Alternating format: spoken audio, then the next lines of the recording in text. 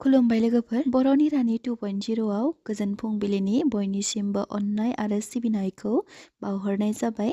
दिनै 21 जानुवारि 2026 बुधबार बाराय।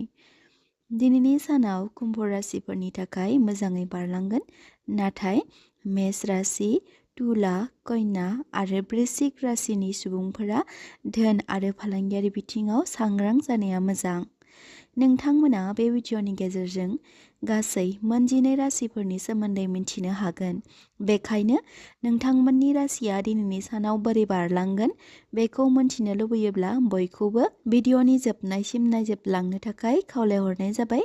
आरो बेजों लोगोसे सोरबाफोर चेनेलाव गोदानब्ला चेनेलखौ साबस्क्राइब खालामनो दाबाव। फै दानिया मोनथिना लादोनि बै मोनजिनै राशिफोरनि सोमोन्दै। गिबि राशि महरै मेष राशि। मेष राशिफोरनि थाखाय दिनैनि सानाव गथ' गथायजों सोमोन्दो थानाय बाथ्रा खोथाफोराव एसे एनै जेंना नुजाथिनो हागौ। खायसे थाबथानाय खामानिफ्रा आबुं महर मोनखांनो हागौ, नाथाय नोंथांमोना दिनैनि सानाव गावबा गावनि खुगाखौ हमथाना बाथ्रा रायज्लायनाया गोनांथि। खायसे नखरनि बैसो जानाय सुबुंफोरजों सम हगारहरनो हागोन। फरायसाफोरा सोलोंथाइ फारसे गोरायै नाजाथाबनाया मोजां। लाइमोनफोरा बिमा-बिफानि हेफाजाब मोननो हागोन। गोसोआव फोथायनाय बांगोन। केरियार फारसे गोसो जगोन। मेष राशिफोरनि खाफाल गोनां अनजिमाया जादों 1 आरो खाफाल गोनां गाबा जादों गोजा। वृषभ राशि। राशि बादियै इयुननि थाखाय खायसे सिमां मिजिंफोरा सुजुजानो हागौ। लक्ष्मी नारायणनि जगजों गोदान लामा गेवगोन। थाबथानानै थानाय फैसाफोरखौ मोनफुंनो हागोन। नोंथांमोना दिनैनि सानाव धैर्य लाखिनाया गोनांथि। बिमा-बिफाफोरा गथ' गथायजों सोमोन्दो थानाय बाथ्रा खोथाफोराव एसे एनै जेंना नुजाथिनो हागौ। राजखान्थियारि बिथिङाव गोसोखौ खुसि मोनखांगोन। समाजारि खामानिफ्राव मान सन्मान मोननो हागोन। नखरारि खामानिफ्राव बिमा-बिफाया फिसाफोरनो आबुङै हेफाजाब होगोन। थासारिया दिदोमै बारलांगोन। वृश्चिक राशिफोरनि खाफाल गोनां अनजिमाया जादों 6 आरो खाफाल गोनां गाबा जादों गुफुर। मिथुन राशि। राशि बादियै थासारिनि बिबानफोरा साननाय हनायजों गोरोबनानै बारलांगोन। जब मावग्राफोरनि थाखाय गोदान बिबान नुजाथिनो हागौ। मिथुन राशिनि बिमा-बिफाफोरा गथ' गथायनि गेजेरजों खुसि मोनखांनो हागोन।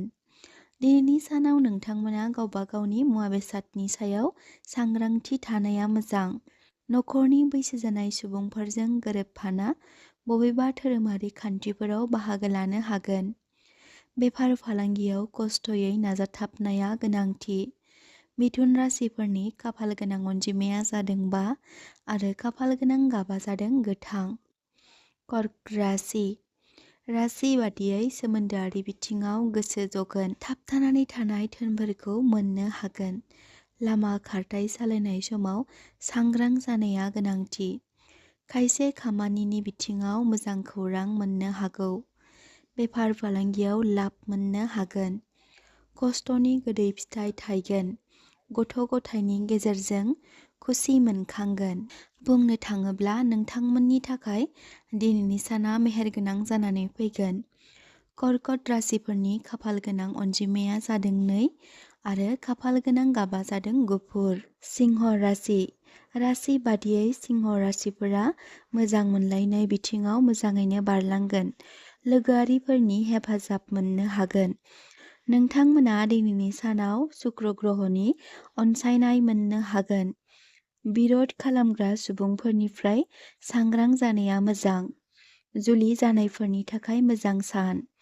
मोजां मोनलायनायफोरनि थाखाय मोजाङैनो बारलांगोन। बहानिफ्रायबा अनथोब मोननो हागौ।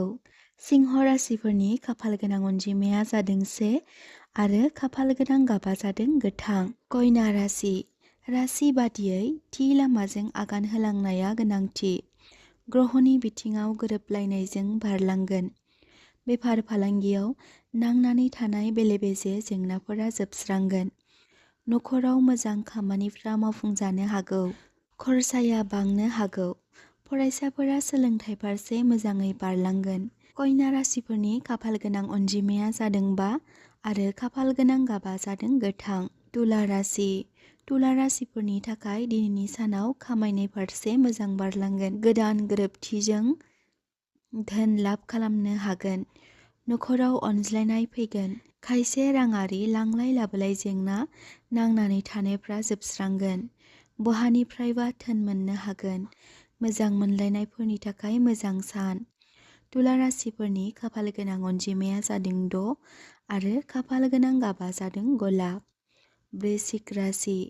थासारियाव लाब मोननो हागोन। नाथाय सावस्रि बिथिङाव सांग्रां जानाया मोजां। गोहो बोलो बांगोन। सुखुयै सम हगारहरनो हागोन। मोजां खौरां मोननो हागौ। खामानि फारसे सुथुरफ्रा हेंथा होनो हागौ। नाथाय नोंथांमोना बे बिथिङाव जेबो रेसपन्स होआलासै खामानि मावलांनाया मोजां। वृश्चिक राशिफोरनि खाफाल गोनां अनजिमाया जादों 9 आरो खाफाल गोनां गाबा जादों मेरुन। धनु राशि। राशि बादियै धनु राशिफोरनि थाखाय दिनैनि साना गाब गोनां जानानै फैगोन। थासारियाव लाब मोननो हागोन। धोन लाभ खालामनो हागोन। बेफार फालांगियाव लाब मोननो हागौ। नाथाय बे बिथिङाव रावखौबो मेगन मेसेबना फोथायनाया मोजां नङा। बबेबा समाजारि खामानिफ्राव बाहागो लायोब्ला लाब मोननो हागोन।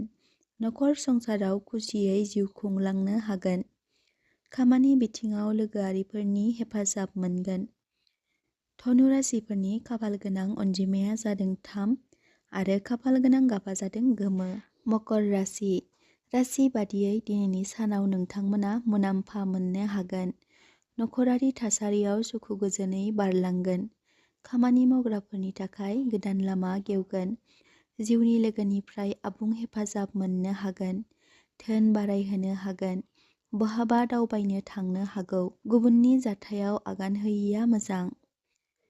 मकर राशिफोरनि खाफाल गोनां अनजिमाया जादों 8 आरो खाफाल गोनां गाबा जादों निला। कुम्भ राशि। राशि बादियै दिनैनि सानाव नोंथांमोना गावनि खामानिखौ गोसो होना मावलांनाया मोजां। गोबाव नाजाथाबनायनि उनाव नोंथांमोना जौगासारनाय मोननो हागोन। नोंथांमोना दिनैनि सानाव बहाबा गोजान जायगायाव दावबायनो थांनो गोनां जानो हागौ। सावस्रि बिथिङाव रैरुब मोनखांनो हागौ। बाहेरानि जानाय लोंनाय फारसे सांग्रां थानाया मोजां। लाभ लाइनाव बोराबलायनाय नुजाथिनो हागौ।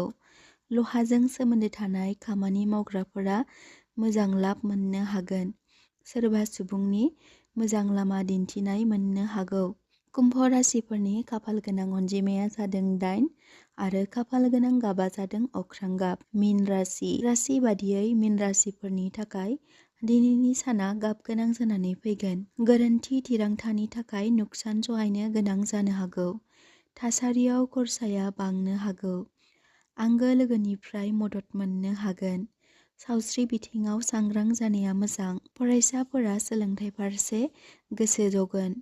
नोंथांमोना दिनैनि सानाव आरजाथावै खरसाबो खालामनो गोनां जानो हागौ।